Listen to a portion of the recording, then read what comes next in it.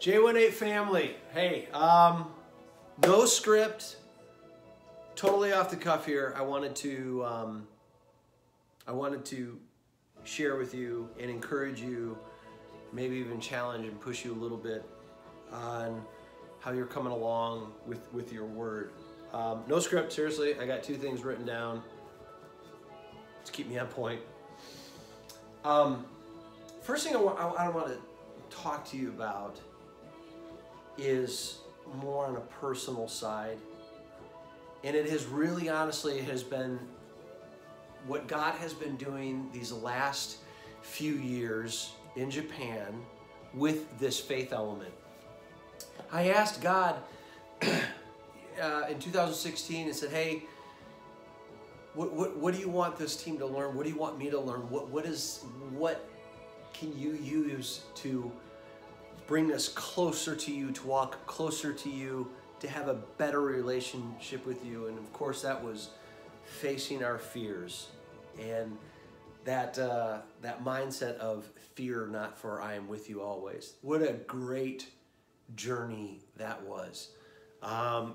There was a moment for me that it wasn't so great because of what I needed to face.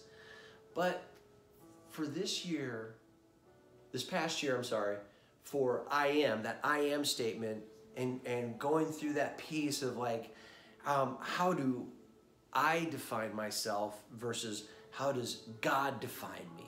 Two totally different things. That was a moment that I felt like with Kyle at the altar of F1C, I left that word forever. I will never go down that road again. God did an amazing thing. Joy for J18. Boy, that's one that honestly F1C has said, hey Craig, will you teach us joy? Will you teach on joy? Will you have that be your message? Bring joy. I was like, it's whatever. It's something, big and everything. But man, I did not realize how big this was going to be. So, and again, going back to a conversation that Mitsumi, Kyle, and I had in that moment of like what joy is to the Japanese and what their blockers are. Man, that's been incredible. So, thinking of what this whole joy journey is with J18. Man, I have been thinking about that blocker, what stops me from experiencing God and joy the way that He designed it and He intended it for us to be. What stops me in that moment? I can think of all these triggers that I have that causes me to respond in a social setting, in a work setting, in a home setting. It's a trigger that causes me to respond in those different scenarios. And I've often thought, what is that trigger? When something happens at work, what causes me to feel anxious? Okay, what causes me to feel, lack of confidence or whatever? What is it? Okay, and I might be able to identify it on a surface level. Well, it could be like what causes me to feel anxious. Well, it's when I have 3 or 4 people talking to me at one time, and I'm getting direction from multiple people. I get very anxious and I get uptight. I can think of all of those things, all those different triggers at a very surface level, and that's what that surface level is. But what is the root of it? What is the core of it? That's a totally different conversation. That's a totally different topic. And it's a different way to look at it. Okay. Silly thing, but not a silly thing to me. I have like 953 kids here. That's how it feels sometimes. But I wouldn't trade it for anything because I absolutely love it. Nothing like being a dad. So, I got 2 little ones, Izzy and Eli. Major characters. Love them dearly. It seems like we can't go through a meal without one of them spilling their milk or water. Okay? No doubt about it.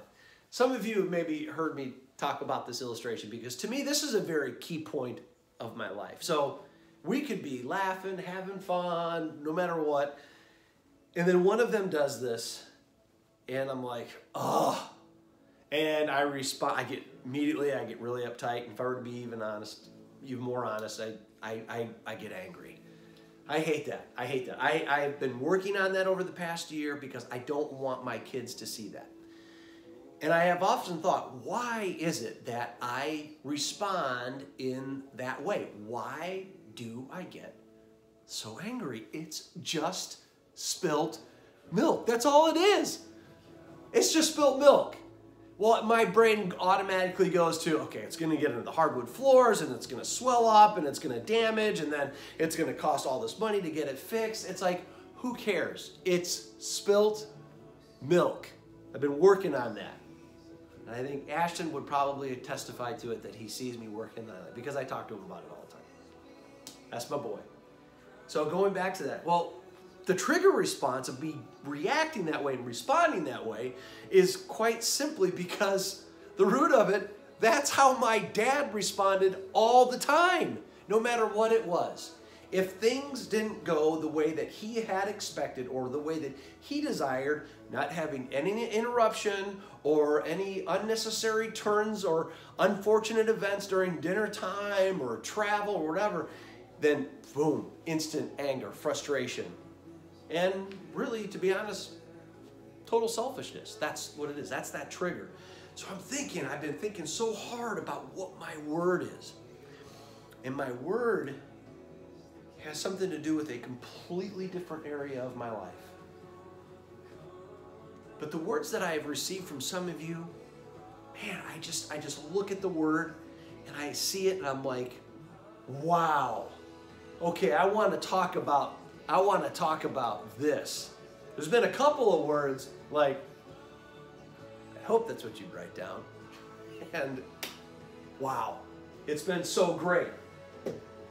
So, don't think of this word just on the surface level. Okay? I want you to go deeper than that. I want you to go to the point or the root or the core of why you feel like that. Some of you may already be there. It can't just be just a feeling or an emotion or a response in whatever situation that pulls that joy from you and you stop experiencing God and you're not experiencing true joy, whatever the case may be, or whatever the situation may be. But what is the root of it? What got you there? Because when we take this rock, when we take this thing, when it has our word on it, and we carry this around with us, not only figuratively, but hopefully literally, and when we do that, we're getting rid of the core. We're getting rid of it, and it will be at the bottom of the ocean. I don't know what ocean because of geography and stuff. It'll be at the bottom of the ocean for the rest of our days.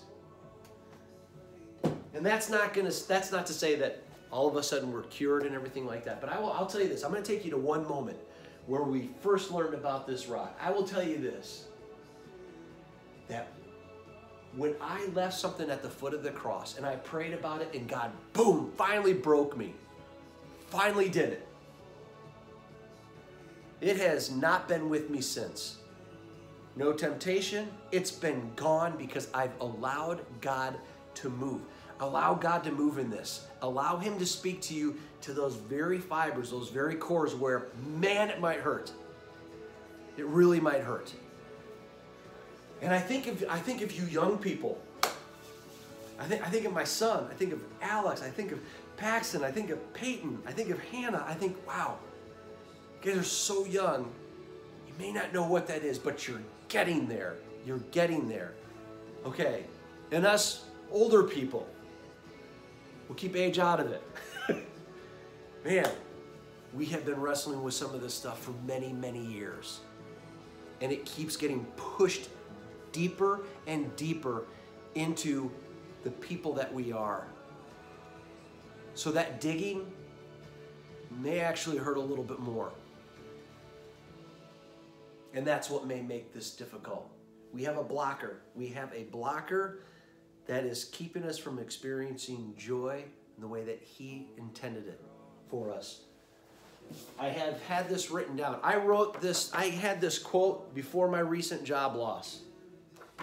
This now means more to me than it ever has before. It's that subtle assurance that God is in control of all the details of my life, all of them.